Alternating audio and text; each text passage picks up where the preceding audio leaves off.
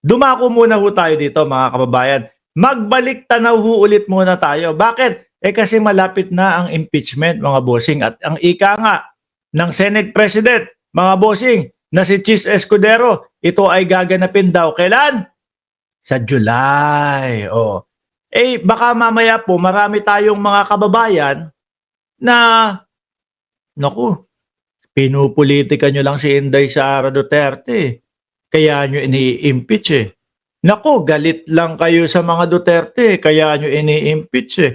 Naku, ginagarapal nyo lang yung posisyon sa pagka-presidente, kaya nyo ini-impeach si Inday Sara Duterte. Kaya po natin to dinadaanan mga bossing. Bakit ho? Upang sa ganon, yung mga kapwa natin Pilipino na walang alam kundi sabihin na pinupolitika lang ang mga Duterte para maipakita namin sa inyo to. 'Di ba? Oo, Roy Abenales. Oo, replay to. Davao City. O eto mga bossing. Dadaanan lang natin ho yan mga kababayan. Panahon ng COVID, May 7, 2021, Davao City. Davao City 672.5 million spending for COVID-19 plugged in audit. Huli, no? Kumbaga, may napansin sila. The city spent 7.9 million to employ those who lost their jobs. No?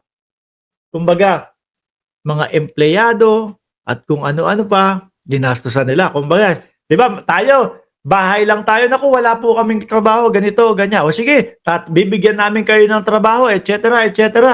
Kaya lang ho, mga bossing, nung ine-examine na po, yung mga taong yon, sabi dito, but examination of documents find questionable beneficiaries and if these people really work at all.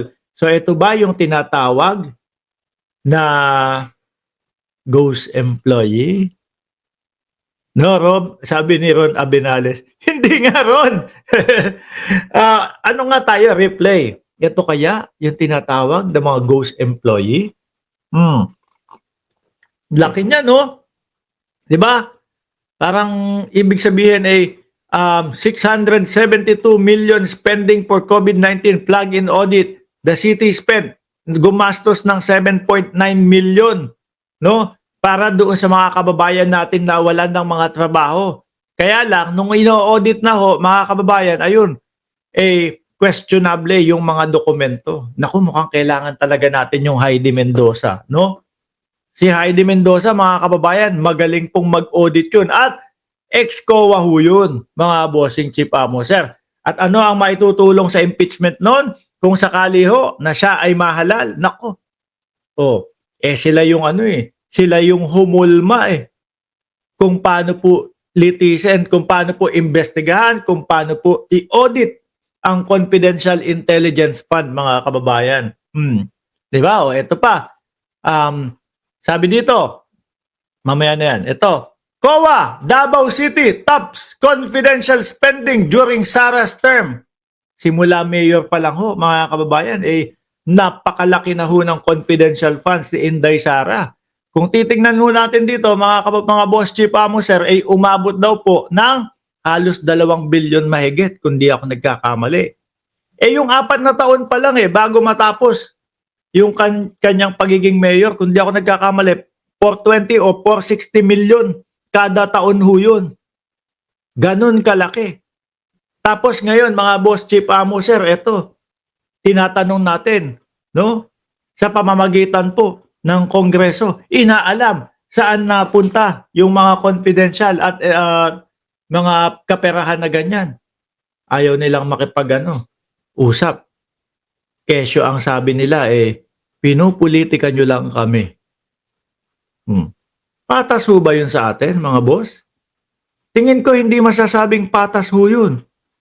Diba? Tayo po nagpapakahirap araw-araw, tapos kukunin yung sweldo natin, kinsenas, katapusan, pagtingin po natin doon sa sweldo natin, may kaltas na tax, which is okay lang po. Parte yan ng pagiging Pilipino natin.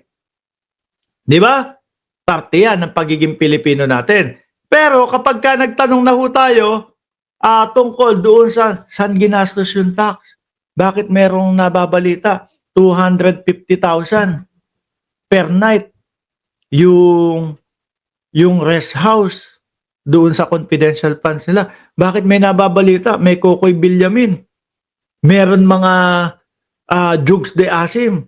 Nagpasa sila ng resibo doon sa COA. Hinaharang pa nila. Nabalita ho yun, mga kababayan. Di ba? Ayaw nilang payagan na magbigay ng mga dokumento. Ayaw nilang magpayagan na magbigay ng kahit ano ang Commission on Audit doon po sa Congress. Bakit mo haharangan kung wala ka tinatago? Ganun lang naman ho kasimple yun, di ba? Bakit mo pipigilan kung wala kang tinatago? Kung alam mo na lahat ng ipinasa nyo, isinubmit nyo, illegal, simple lang. O di bahala kayo. I-audit nyo, check nyo. Basta kami, alam namin, lahat ng yan, tama at wala kaming itinatago dyan. Pero yun pa lang yung pag-stop nila doon, red flag na ho yun, mga kababayan. Di ba? Tapos dumating sa Congress, yung mga confidential funds na, yung mga resibo. Doon na nga po natunghayan natin si Mary Grace Piatos. Ipinanganak na po doon si Mary Grace Piatos, si Kokoy Villamin, si Jugs de Asim, at lahat pa po ng Team Asim. Diba ba? Lugi tayo. Yung tipo bang mapapasabi ka na lang, kung etong tax na to hindi kinakaltas sa akin, siguro kahit papaano maluwag-luwag, no? Okay na okay. Kaya lang may kaltas pa Kaya lang wala tayong magagawa diyan bilang isang Pilipino, kailangan ko talaga magbayad ng tax. Kaya lang kapag ka eto na tanungan na saan napunta yung tax? Saan napunta yung pera ng bayan? Wala. Pinopolitika lang kami niyan, ganun lang isasagot sa atin. Nakakalungkot naman. Di ho ba? Basahin natin to. Isa, The Commission on Audit has called out the local government of Davao City na naman. No? Over 45.7 million worth of procured item intended for the families and individual of the city government affected by the lockdown due to the COVID-19 pandemic. No, ang laki niya, 45.7. In its 2022 report, COA found that the purchase of grocery item totaling 45.7 million. Kumbaga, isa lang ang kinausap nila. Dahil siguro, yung mga ganyan, mga kababayan, kailangan may bidding na mangyayari. At kung sino yung makakapagbigay ng pinakamaganda na presyo at pinakamaayos na presyo, yun ang kukunin nila. Ito mukhang ang sinasabi dito dumiretso na agad. No, wala nang ibang kinausap. Rektahan na. Wala nang hinanap na ibang presyo. Di ba? Ayan, yung nag-i-English, sabi ni Cheryl Santa Maria. Leaf Morgan, shoutout. Bakit kaya nahinto na yung mga DDS na nagsasabi na may dayaan na nangyari sa online voting? Hindi ko alam, Ma'am Aquarius Angel. Lahat naman ho yan Hindi pa nga ho nag-uumpisa yung eleksyon, nadaya na ho sila, mga kababayan. Di ba? Ang pinagtataka ko, eto, kanina pa tayo nandito, pang ilang topic na tong matatapos, pinagtataka ko, nawawala yung mga kasulid natin. Nasaan na ba yung mga kasulid natin dyan? Anak natin na pa naman, natabunan na naman kayo. Kung kailan namin kayo sinuportahan ng kasulid, bigla naman kayong hindi na nagtatype dyan sa comment section. Isang bagsak nga! Mga kasulid! Sulid! Iwanan na natin itong topic na to. Ayan, si Shiro Kansaki, sulid daw. Iwanan na natin ho ito, mga bossing. Naku, masaya na si Rodante Marcoleta dito. Ano sabi ni Rodante Marcoleta? Marcoleta, ano sabi? And 3. Bangag. Part 2. Bella. Then natutuwa lang ako dyan kay Roque. Bella! Game.